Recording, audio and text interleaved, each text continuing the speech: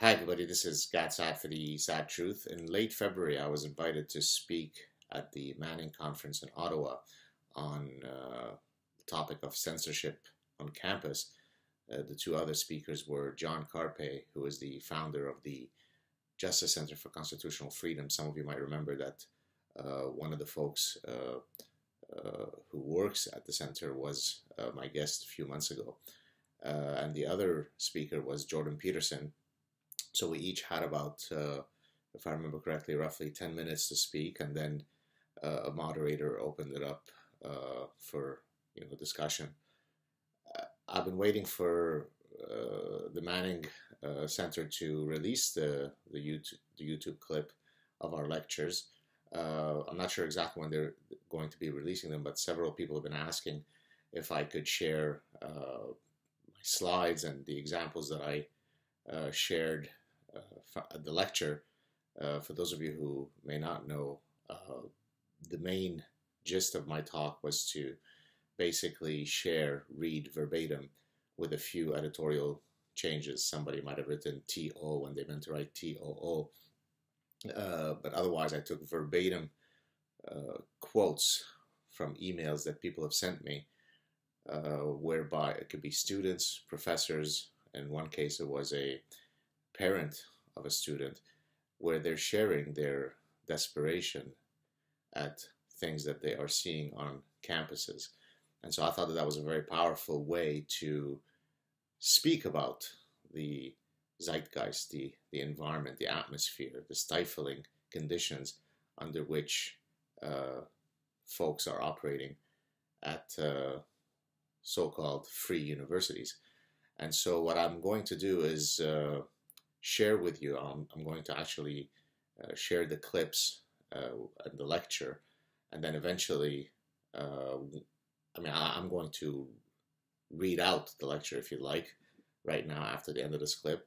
And then once the Manning Center releases the actual lecture that happened last month, I'll be, of course, happy to upload the actual lecture on my channel. So I hope that you enjoy it. Well, I guess maybe enjoy is not the right word, because as you'll see when I read these first-person accounts, they're quite chilling. So here you go. Please share. It's important that we win this battle for freedom, freedom of speech, freedom of conscience, freedom of thought. Talk to you soon. Ciao. This is Saad for the Sad Truth. I will be reading out the actual lecture that I gave at the Manning Center. These are the actual slides that I used. And then eventually, as I said in the introductory clip, once the Manning folks release the actual lecture, I'd be happy to upload that as well. So here we go. The title of my talk, which was again held last month in Ottawa, is First-Person Accounts of the Campus Thought Police.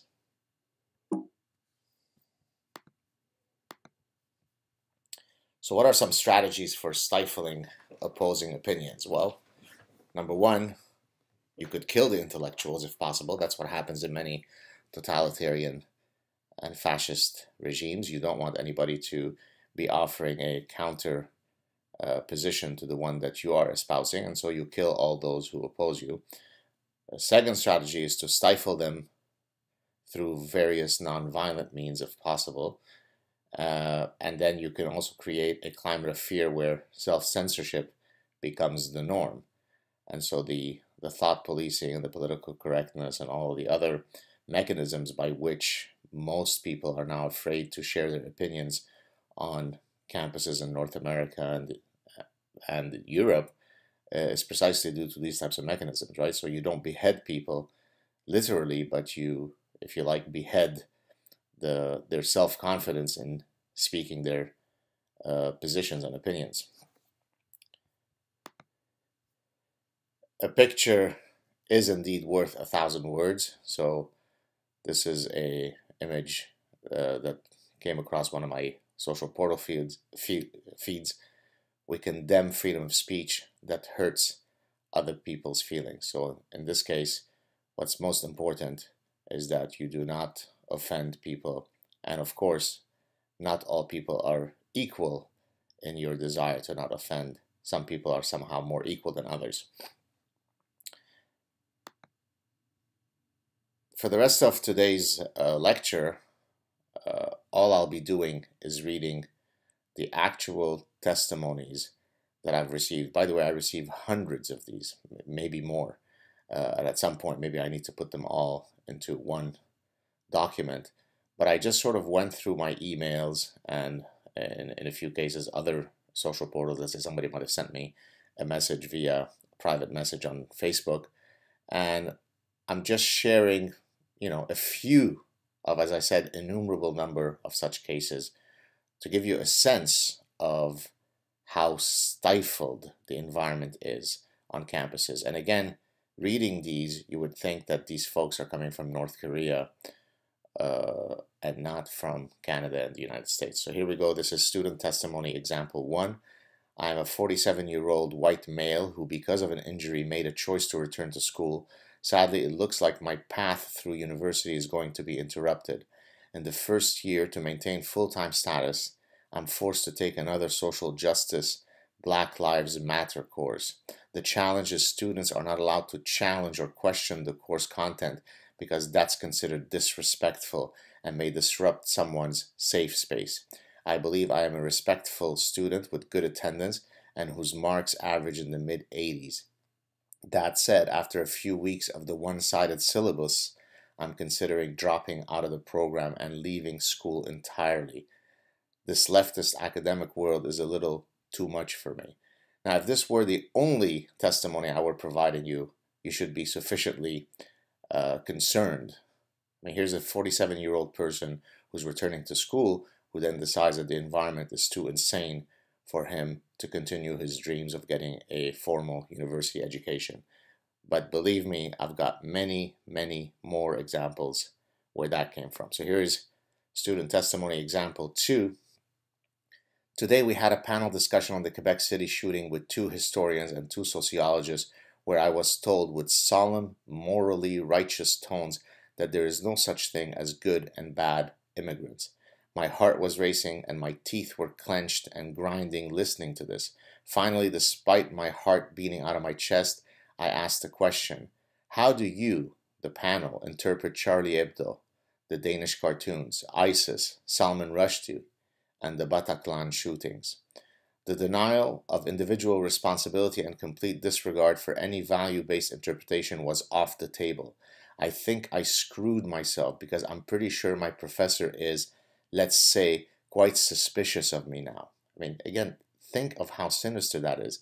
He's suspicious of you. Why? Because you aired up your position? I mean, it's breathtaking, right? I just feel really alone, but the thought of restoring strength, tolerance, and diversity of thought to the university really keeps me going. Today just really proved to me what I'm up against and how alone I am.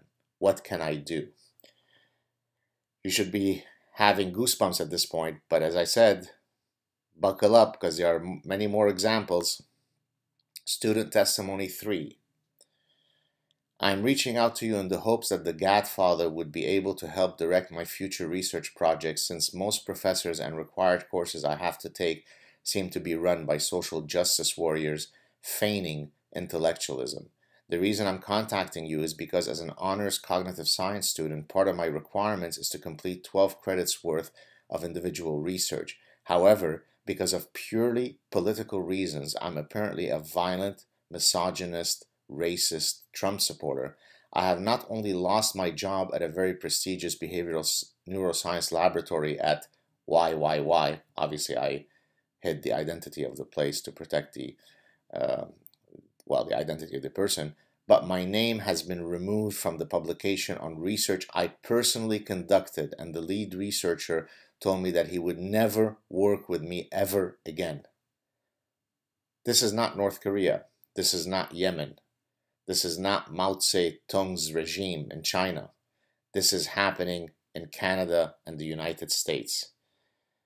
If you are not concerned about this, if you're apathetic in your response, if you presume that someone else will deal with this issue for you on your behalf or that of your children, then you are part of the problem. You're complicitous.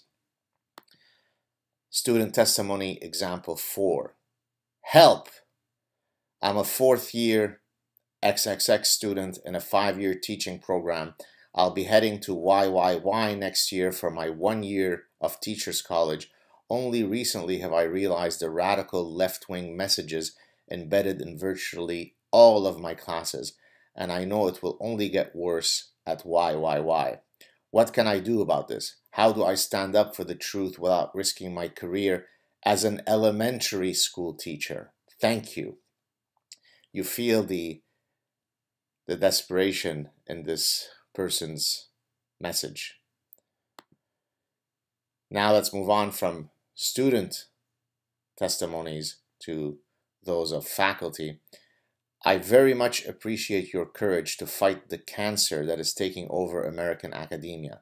People like me feel cheated in their attempt to pursue a tenure-track career.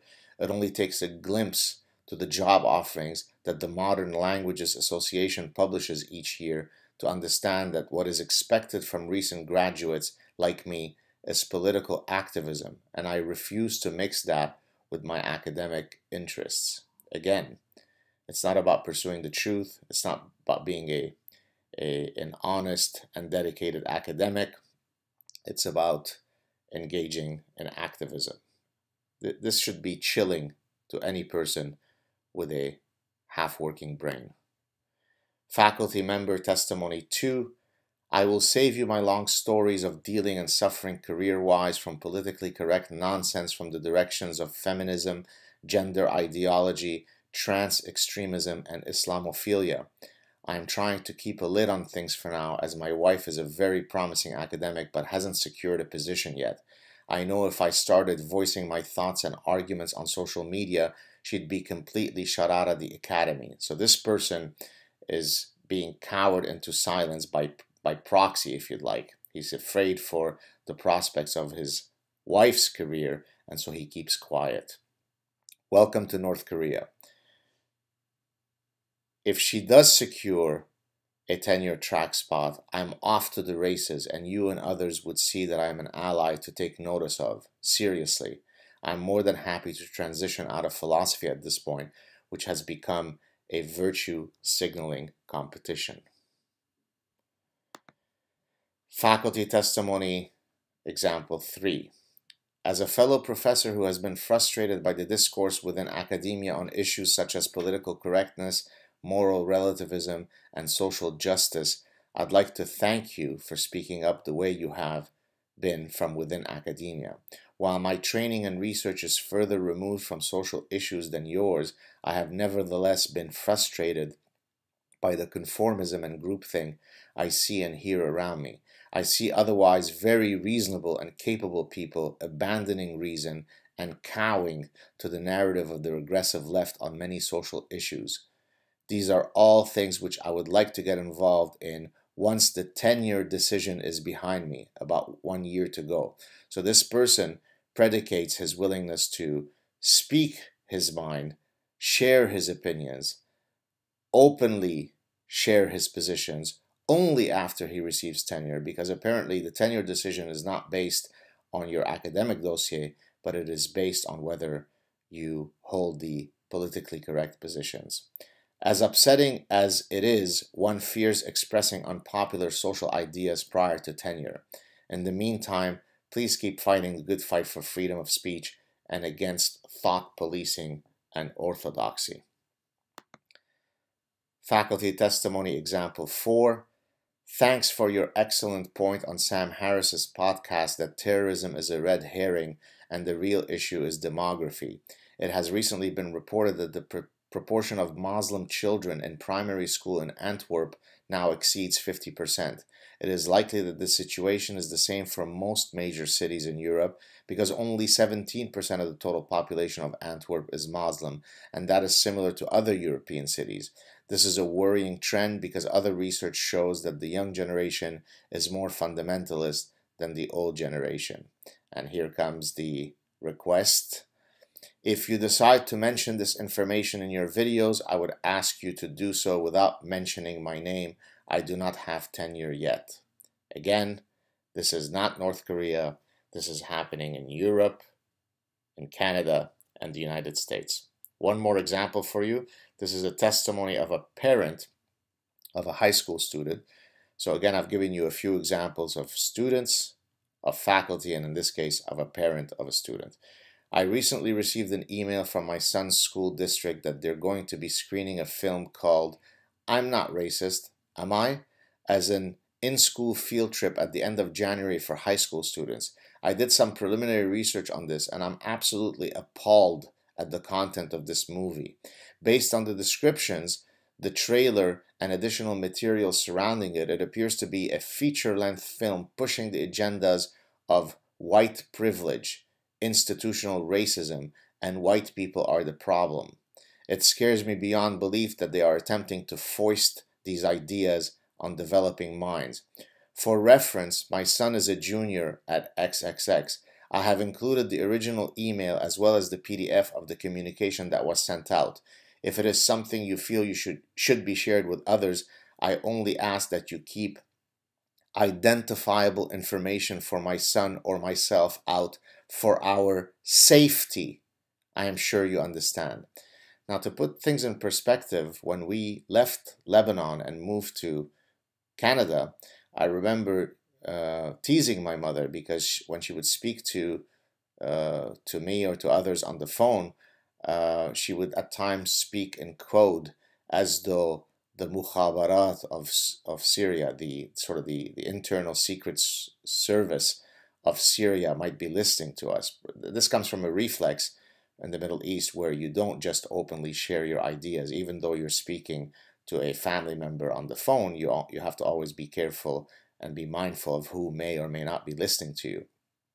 Well, apparently 40 plus years after leaving the Middle East, now high school parents of high school children are afraid to have their identity known for safety reasons. So welcome to the Middle East, but apparently we're in the 21st century in the United States. So in conclusion, freedom of speech is everything. I know that many of you have probably heard this, but every other freedom that we have starts from the bedrock of the freedom that is linked to freedom of speech. If you can't speak freely, then you can't defend all of your other freedoms. All of the apparatuses that have led us to the precipice of infinite darkness must be dismantled. No more language police, example, speech codes. No more thought policing, example, via the shackles of political correctness. No more echo chambers on universities that shun intellectual diversity. No more identity politics. Instead, promote the dignity of the individual. No more culture of offense and the ethos of perpetual victimhood. No microaggressions, no trigger warnings, no safe spaces, and no cultural appropriation. No more forbidden knowledge. There is nothing that you shouldn't be allowed to pursue scientifically and academically because the outcome might hurt someone's feelings. Truth is the ultimate quest that we seek when we are honest academics. Science, reason, and logic trump ideology and feelings. Apologies for having used trump here as a verb. I know some of you have lost sleep and can no longer have sex and have gone on a hunger strike or maybe are binge eating because Trump won. So my apologies for using this insensitive word. If you've enjoyed this video, please share it. If you appreciate my work, please consider supporting it through PayPal or through Patreon. Again, you could give as little as $1 a month, but of course you could give a lot more. Think about the tuition fees that are levied on students and think about what folks like me and others are doing in terms of speaking out against this stuff. It comes at quite a bit of personal and professional cost, and so if you could support our work in very direct ways, it would be much appreciated. Thanks everybody. Talk to you soon. Have a great week. Ciao.